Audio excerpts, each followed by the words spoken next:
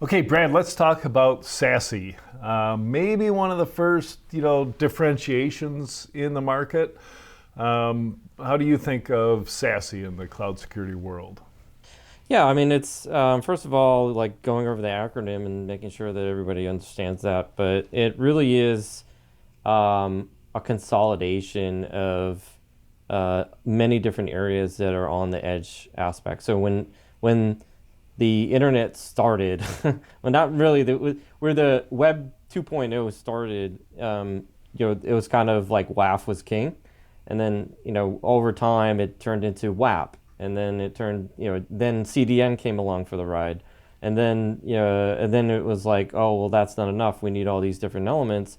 And it really ties back to like the actual use case and the architecture and each of those different elements. So, um, And I've got a slightly different perspective because probably because I grew up in a world a couple of years before you, where it was all data center and enterprise networks and the perimeters we built to protect those. And the security stack got bigger and bigger. And then along comes a solution that is cloud hosted and cloud native, which is a secure access service edge.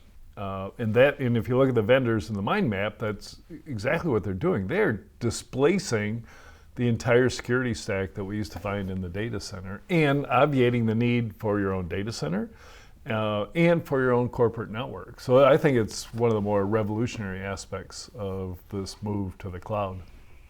yeah, absolutely. And honestly, it's so disjointed. It's so it's complex. It can be very costly. So if you're getting a bot mitigation solution over here, you're getting, a web application firewall, you're getting a CDN, you're working with all these different vendors. So having it be, really, in like a one-stop shop type area, you're implementing layers of zero trust, which we talked about in, one of our first demo forum events, and actually layering in all these other aspects so you have it all in one spot. I mean, it's really it really highlights the kind of consolidation that the market is going through, where we have all these disparate solutions that are in these silos and actually tearing them down and into different these kind of single easy turnkey type solutions. If an enterprise is looking for a SASE solution, what kind of things do you think they should use to evaluate? They got to create a short list because our list is really long already. How should they evaluate whether to talk to one of these vendors?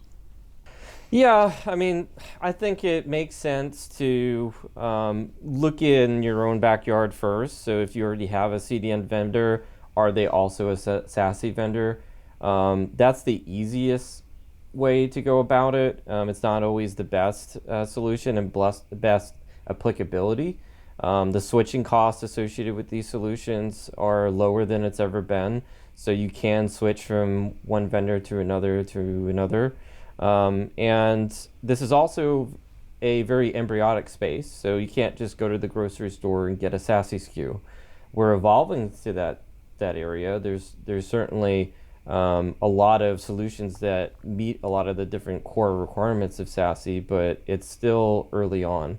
So you have to look at that maturity cycle as well as someone that you're familiar with, and then the actual maturity of that company and where they are in terms of the roadmap. Does that align with your buying habits and what you're ultimately trying to do as part of your business strategy?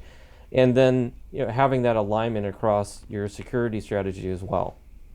And then, of course, it all comes down to the almighty dollar. So the actual cost savings, ease of use, and overall, what is the performance around it? And and do you have any unique requirements? So are you using like Varnish, a coding language on the back end? You might want to prioritize a specific vendor that does those specific unique elements. So all these different factors are really important, and really, I'll also say that regardless of what you decide for any cloud security vendor, not just SASE, is to actually implement like a proof of concept, do an actual evaluation, and actually test it out.